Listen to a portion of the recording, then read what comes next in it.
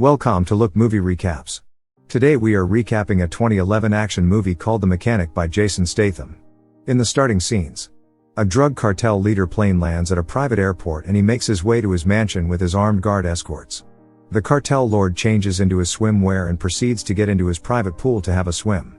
As he swims, he notices his watch at the bottom of the pool and swims down to retrieve it. An unknown man grabs the cartel lord and holds him under until he dies. The assassin is Arthur Bishop. He then uses the chaos that follows to take a careful route out of the mansion and to a nearby river where he jumps in and makes his escape. Bishop is an elite assassin with a strict code and unique talent for cleanly eliminating targets with professionalism and perfection. Back home, Bishop meets with Harry McKenna, whom Bishop regards as his only friend and mentor figure. They talk about Harry's son Stephen and he expresses to Bishop the disappointment he has in his son. Harry pays Bishop for his work in Colombia and they all part ways. Later on, when he goes to his house, he checks on his new contract only to find it is to kill Harry, his friend. He phones his employer to verify whether the contract is correct. Upon confirmation, he requests a face-to-face meeting. His meeting is approved and a private jet is sent to pick him. On reaching, he meets with Dean. He tells him about a failed mission in South Africa 6 months ago where they had their biggest contract ever, but 6 assassins of their agency were killed.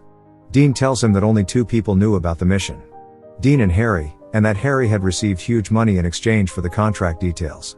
He asks to talk to him, but Dean insists that he needs to be eliminated as soon as possible. He is given 48 hours to complete the contract. He is now convinced that Harry is guilty of what they are accusing him. Later alone, Bishop phones Harry and tricks him to get out of the building and go down to the basement floor in the parking lot, where he finds Bishop ready to kill him, but before they had a conversation, Harry removes his antique gun that he has never used before. He gives it to Bishop to use it kill him. He shoots Harry and he dies. He makes it look like a carjacking. On Harry's burial, Bishop meets Steve, Harry's son, and gives him a ride to his father's house. While they are in the house, Steve tells Bishop that he's going to go out and find any carjacker and kill him as revenge. Bishop asks him if it will make him feel better. He replies that he will find out. Later, Steve goes on the streets to find any carjacker and kill him as revenge for his dad. He finds one guy who wants to steal his car and beats him up. Bishop had secretly followed Steve and he interrupts him from killing a carjacker he had ran into. Later, Steve runs into Bishop and asks him to train him, but Bishop declines and tells him to go home. The next day, Bishop phones Harry and he accepts to train him as an assassin. They meet and they go to adopt a dog. Bishop gives the dog to Steve and tells him to take care of it. He instructs Steve to take the dog with him to a coffee shop each day at the same time. Bishop starts training him. As they train, Steve is so eager to learn and wants to learn everything Bishop knows. On the next day, Bishop escalates his training to Steve by taking him on a contract to show him what it's like. After Bishop strangles the man with a belt and stages it to look like an autoerotic asphyxiation accident, he shows Steve all the planning that went into that assassination. He later tells him that the person they just killed was an international arms dealer and could sell guns to anyone. He then gives him his own contract. A guy from the coffee shop where Steve has been going for the last 3 weeks now. He briefs Steve about his contract and tells him that his target is an assassin for another agency named Burke who frequents the same coffee shop Steve has been going to. Furthermore, Steve is told that Burke's only weaknesses is that he is interested in young men and small dogs such as the dog they adopted. Burke makes his move on Steve and invites him out for drinks. Bishop had instructed Steve to slip a large dose of rohypnol into Burke's drink to cause an overdose. Steve ignores this direction and instead goes with Burke to his apartment. As Burke begins to undress, Steve attempts to strangle him with a belt as he had seen Bishop do. They engage in a struggle and a much longer fight where Steve is severely hurt and injured. He manages to kill Burke at last. Bishop tells him it was supposed to be clean. Bishop is later contacted by Dean, who expresses his disapproval and disappointment of Bishop's use of Steve for the Burke contract. Bishop replies that he was given that contract through Harry and not him. Dean asks if Steve knows that it's him who killed his father. Angry at his indignation, Dean informs Bishop that he's on a short leash. Bishop is given a new contract to kill the leader of a cult-like church called Andrew. Steve and Bishop plan to inject Andrew with adrenaline to simulate a heart attack, for which the paramedics would unknowingly administer a fatal second dose of adrenaline. They start preparing for their contract. As Bishop and Steve wait in the walls of Andrew's hotel room, a doctor arrives. Andrew informs him to give him something different. The doctor sets Andrew up with a different drug, not the one Bishop and Steve had anticipated. Realizing that the adrenaline overdose will be inhibited by the other given dose by Andrew's doctor, they need to improvise as soon as possible. After the dose, his doctor receives a phone call and he is forced to move out. While Andrew is left alone in the room, Bishop and Steve have their chance now. They quickly come out from the wall and they suffocate him, and run back to hide in the wall. When Andrew is discovered by his guards, Bishop and Steve are found hiding in the walls of the hotel and are forced into a shootout with the guards. As the building is being evacuated, Bishop and Steve manage to escape from the guards and are able to slip out of the building. Bishop decides they should fly home separately.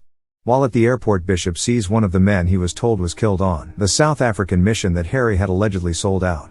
He decides to follow the man. During a confrontation with the man, Bishop realizes that his boss, Dean, had tricked him into killing Harry and that it had been Dean who engineered the failed South African mission to cover up his own shady dealings. They get into a fight with the man and he kills him. Having been misled, Bishop begins to get things in order.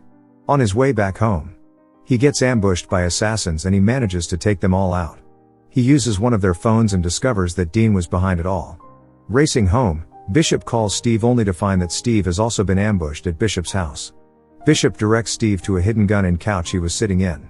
Steve uses it to kill his ambushers. Steve is waiting for directions when Bishop arrives. Bishop has Steve gather supplies for their new mission, while Bishop prepares to find how to get to Dean. In the process, Steve finds his father's gun. He realizes that Bishop had killed his father and not carjackers. Bishop goes to the house of one of Dean's colleague working for the same agency. He asks him where to find Dean. He hesitates and Bishop holds his daughter's arm and threatens to put it in the garbage disposal. He tells him where to find him. Bishop and Steve head to where they have been told. When Dean realizes that Bishop is already in the building, he gathers all his security guards around him and drives out of the building. Amidst gunshots, Bishop is able to apprehend Dean and they kill him. While in the car with Steve, he asks Bishop what's next. He replies that they will all disappear and get new names. Then they decide to go to a gas station, and on their way to the gas station, Bishop notices Harry's gun in Steve's jacket and realizes Steve has discovered the truth about him killing his dad. While at the gas station, he asks Bishop if he needs something and Bishop tells him he is fine. Steve gets out to put gas in the car. He adjusts the nozzle from the fuel tank so it is pouring on the ground.